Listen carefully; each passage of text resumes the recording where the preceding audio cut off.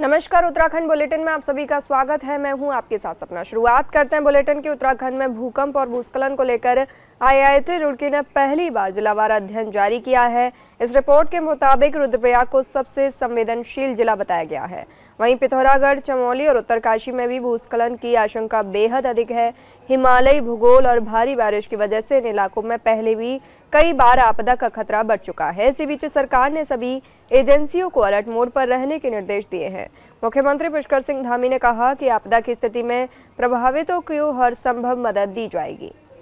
उस पर हम लोग लगातार समीक्षा कर रहे हैं और सभी को अलर्ट मोड में रहने के लिए पहले ही कहा गया है। अभी जब तक मानसून का ये समय चल रहा है तब तक पूरी तरह से सारी मशीनरी, सारे हमारे डिपार्टमेंट, NDRF, SDRF सभी लोग सक्रिय हैं।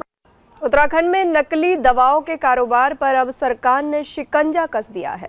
मुख्यमंत्री पुष्कर सिंह धामी ने जिलाधिकारियों, पुलिस और स्वास्थ्य विभाग को निर्देश दिए हैं कि राज्य भर में सघन अभियान चलाकर नकली दवाओं के पूरे नेटवर्क को ध्वस्त किया जाए। CM धामी का कहना है कि जन स्वास्थ्य से किसी भी तरह का समझौता बर्दाश्त नहीं किया जाएगा। नकली दवाइयां बनाने और बेचने वालों के खिलाफ कठोर कार्रवाई होगी। शिकायतें लगातार सामने आ रही थी। इसी को देखते हुए सरकार ने स्पष्ट कर दिया है कि दोषियों को किसी भी हाल में बख्शा नहीं जाएगा। बहुत गंभीर विषय बार बार आ रहा है कि जगह जगह पर जो है इस प्रकार की शिकायतें मिल रही थी।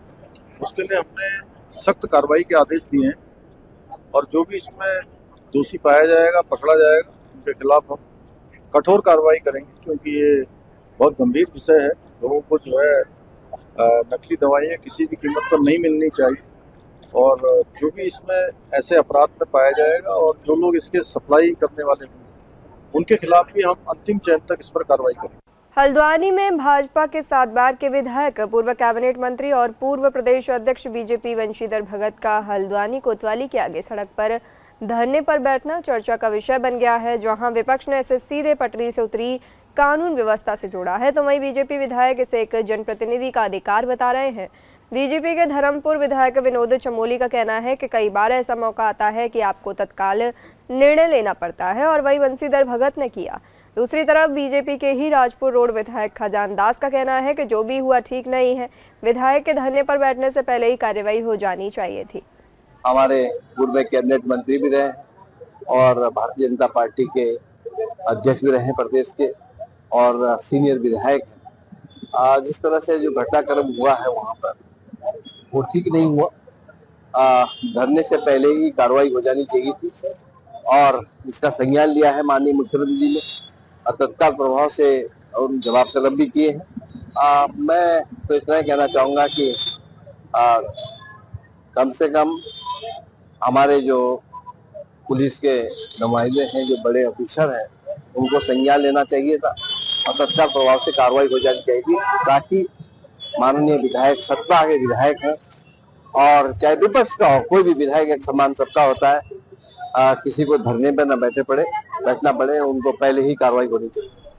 दिनेशपुर थाना क्षेत्र के अंतर्गत सुरेंद्रनाथ इंटर कॉलेज में एक सम्मान समारोह कार्यक्रम के दौरान जयनगर के क्षेत्र पंचायत सदस्य शैलेंद्र प्रताप सिंह को कुछ लोगों के द्वारा जमकर मारपीट करते हुए उठा के ले जाने की कोशिश की गई।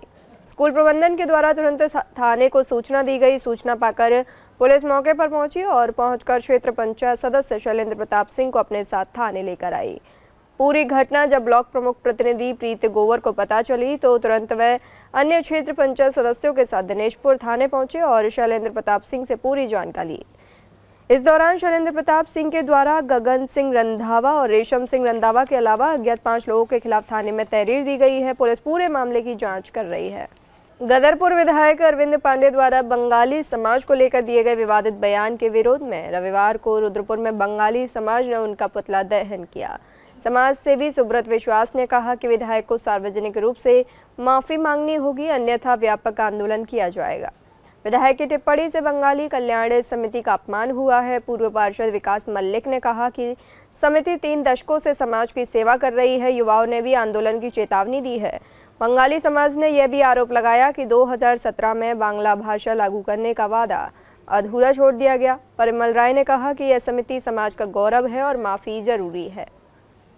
जसपुर के तराई पश्चिम वन प्रभाग की पतेरामपुर रेंज में एक बार फिर गुलदार का आतंक देखने को मिल रहा है, जहां देर शाम गुलदार ने एक युवक पर हमला कर दिया, जिसमें युवक गंभीर रूप से घायल हो गया। घायल युवक ने वन विभाग की टीम द्वारा उपचार के सामुदायिक स्वास्थ्य केंद्र लाया गया है। दरअसल देर शाम भोगपुर डैम निवासी इमरान किसी काम से जसपुर जा रहा था। रास्ते में जंगल में उस पर अचानक गुलदार ने हमला कर दिया। शोर सुनकर आसपास के लोग पहुंचे और हल्ला मचाया, जिसके बाद गुलदार भाग गया, जिसकी सूचना वन विभाग की टीम मौके पर पहुंची और घायल युवक को अस्पताल पहुंचाया, जहां उपचार के बाद युवक को घर भेज दिया। वहीं पीड़ित के पिता ने बताया कि इमरान दुकान पर सामान लेने जा रहा था, तभी रास्ते पर गुलदार ने उस पर हमला किया और शोर मचाने पर गुलदार भाग गया। वहीं पीड़ित के पिता ने विभाग से मदद की गुहार लगाई है। उसके हाथ पे एग्जामिन करने के बाद देखा तो बहुत सारे पॉइंटेड घाव के निशान हैं। तो उन्होंने बताया कि इसको जो है लेपर्ड ने इस पर हमला किया है। तो उसको जो है हमने प्राथमिक उपचार दे दिया है। देने के बाद फॉरेस्ट डिपार्टमेंट की जो टीम है वो भी यहाँ पे पहुँच गई है। प्राथमिक उपचार के बाद घर भेज दिया गया है। उसके बाद कल उसको बुलाया गया है अस्पताल। टेहरी जनपद के बालगंगा रेंज में इन दिनों जंगली जानवरों की दहशत मची है। बालगंगा रेंज के अधिकांश गांवों में गुलदार की दहशत मची है। वहीं बूढ़ा केदार के कोट विशन, तोली, जखाना और कुंडी गांव में जंगली भालू ने लोगों का जीना हराम कर रखा है।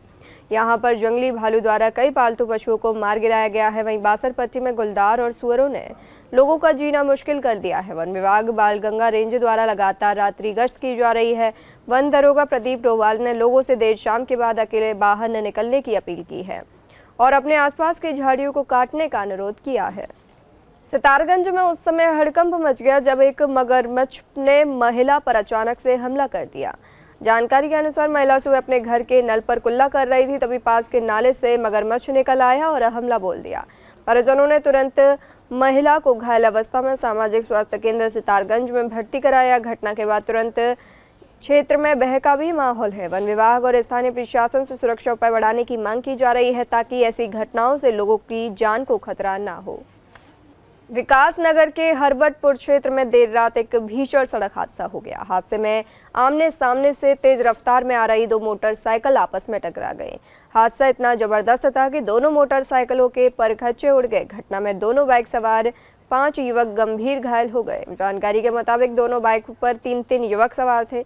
बारिश, अंधेरा और तेज रफ्तार के कारण दोनों बाइक आमने सामने से टकरा गईं। मौके पर पहुंची पुलिस और स्थानीय लोगों ने युवक को गंभीर हालत में लेमन अस्पताल तक पहुंचाया, जहां गंभीर हालत में घायल 2 युवकों ने दम तोड़ दिया। गंभीर हालत में घायल 3 युवकों को Graphic Era higher centre refer किया गया है। फिलहाल 3 युवकों की हालत गंभीर बताई जा रही है। विकास नगर के जस्सोवाला क्षेत्र में एक बड़ा हादसा हो गया। देहरादून से विकास नगर जा रही बस का स्टीयरिंग अचानक से फेल होने के कारण अनियंत्रित होकर पेड़ और झाड़ियों से बस टकरा गई। गनीमत रही कि बस में सवार सभी यात्री ड्राइवर की सूझबूझ के चलते सुरक्षित बच गए। दरअसल चलती बस में ड्राइवर ने महसूस किया कि बस के स्टीयरिंग ने काम करना बंद कर दिया है।